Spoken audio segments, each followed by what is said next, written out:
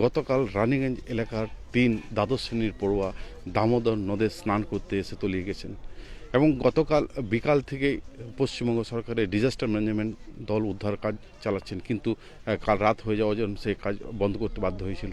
আজ সকাল থেকে উদ্ধার কাজে নেমেছেন তারা। এখন পর্যন্ত 2 জনের দেহ উদ্ধার করা সম্ভব হলেও তৃতীয় ছাত্রের দেহ সন্ধানে এখনও পর্যন্ত জোর তল্লাশি চালাচ্ছেন উদ্ধারকারী দল। আপনাদের বলে রাখি, প্রশাসন সূত্রের খবর, অভিষেক মিশ্র, অভিষেক মেহতা এবং রোশন সিং এই 3 ছাত্র টিউশন পড়তে এসে তারা এই দামোদর নদে স্নান করার পরিকল্পনা করেন এবং তারা জলে তলিয়ে যান। কাল 2টো নাগাদ এই ঘটনা জানাজানি হতেই স্থানীয় মানুষরা ভিড় জমান, পরিবারের পক্ষ থেকে ভিড় জমানো হয়, খবর দেওয়া হয় প্রশাসনকে।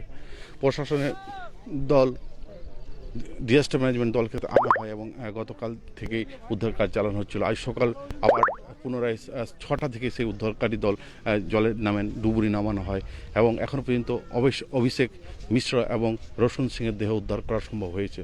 এখন তৃতীয় ছাত্র অভিষেক মেহতার দেহ উদ্ধার করা সম্ভব হয়নি। সেই উদ্ধারকারী দল তারই সন্ধানে উদ্ধার কাজ চালাচ্ছে।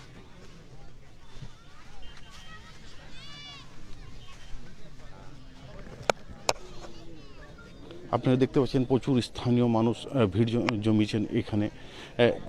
তারা যেভাবে জানাচ্ছেন, ক্যামেরার সামনে কোনো কিছু বলতে না চাইলেও তারা যেভাবে জানাচ্ছেন যে এই প্রায় সময় এখানে জলে ডুবে যাওয়ার ঘটনা ঘটে এবং যেহেতু আর 2 দিন পরে ছট পুজো এবং এই দামোদর নদে প্রচুর মানুষ আসেন পূর্ণ স্নান করতে, ছট মাকে পুজো করতে। আমরা দেখেছিলাম পূর্ণশশী রায়, যা রানীগঞ্জ বড়োর যে দায়িত্বপ্রাপ্ত MIC যে আছেন, তিনি যেভাবে জানালেন যে যেহেতু আর 2 দিন পরে ছট পুজো এবং প্রচুর মানুষ, হাজার হাজার মানুষ এই দামোদর নদী পূর্ণ স্নান করতে আসেন, তাদের দায়িত্বটা অনেকটা বেড়েছে।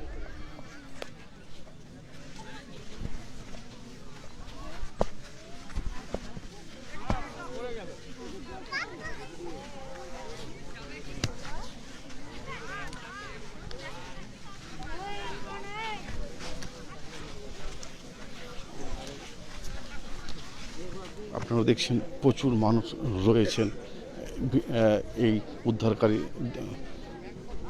দলের সামনে এবং তারা যেভাবে জানাচ্ছেন যে তারা প্রায় দিন দেখেন এই দামোদর নদীতে প্রচুর মানুষ তলিয়ে যাচ্ছে।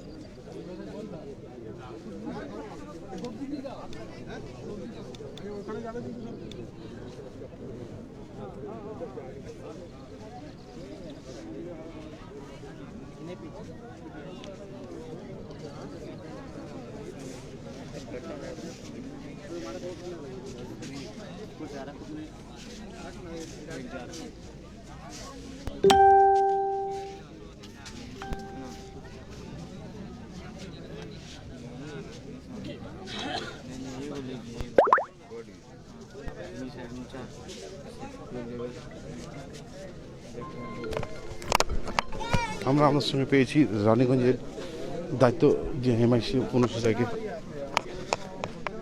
পূর্ণদা, ছটের 2 দিন আগে এই ধরনের একটা দুর্ঘটনা, কতটা উদ্বেগের? পুরো রানীগঞ্জ শহরবাসী উদ্বিগ্ন, মর্মাহত। 3টি বাচ্চা আমাদের যে এইভাবে মৃত্যু হয়ে যাবে, এটা পুজোর আগে একটা সবাই মানসিকভাবে ভেঙে পড়েছে। এই ঘটনা না ঘটলেই ভালো হতো।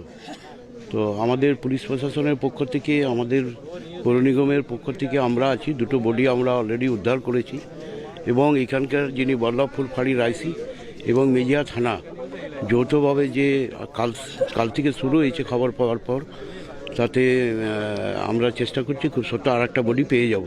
আর ঘটনা খুব মর্মান্তিক। এই যে দুদিন পর ছট পুজো কতটা আপনাদের কতটা না, আমাদের সরকারের পক্ষ থেকে, আমাদের পৌর নিগমের পক্ষ থেকে আমরা তো প্রস্তুতি প্রতি বছর নিই, এবছরও আমাদের প্রস্তুতি আছে। মাঝেই দুর্ঘটনাটা ঘটে গেল, যেটা খুব দুর্ভাগ্যজনক। প্রস্তুতি আমাদের আছে এবং প্রস্তুতি থাকবে। এই ঘটনা ঘটার পর আমরা পুলিশ প্রশাসন এবং সাধারণ প্রশাসন, আসানসোল পৌর নিগম, আমরা সতর্ক হয়ে গেলাম কিভাবে আমরা আরও দ্রুত এর ব্যবস্থাটা করতে পারি যাতে পরবর্তী দুর্ঘটনা আর না ঘটে। মানে প্রচুর মানুষ এই ঘাটে আসেন পুজো করতে। সেটা এই বডিগুলো উদ্ধার হওয়ার পর প্রশাসন ওটা সিদ্ধান্ত গ্রহণ করছে। আর আমাদের যিনি মুখ্য প্রশাসক, তিনি উদ্বিগ্ন আছেন খুব, জিতেন্দ্র কুমার তেওয়ারি মহাশয়, উনিও প্রশাসনের সঙ্গে কথা বলছেন যে কীভাবে আরও সুন্দর ব্যবস্থা করে আমরা এই ছোট ভাইয়ের পুজোটা 20 তারিখ এবং 21 তারিখ সকাল সুন্দরভাবে করতে পারি। আমরা কথা বলছিলাম আসানসোল পৌর সভার প্রশাসক মণ্ডলীর সদস্য পূর্ণসূচি রায়ের সঙ্গে। তিনি যেভাবে জানালেন ছট পুজোর আগে যেভাবে মর্মান্তিক দুর্ঘটনা ঘটলো, তাতে প্রশাসনের দায়িত্ব আরও বেড়ে গেল। ক্যামেরায় টনি আলমের সঙ্গে হরি ঘোষের রিপোর্ট, রানীগঞ্জ, পশ্চিম বর্ধমান।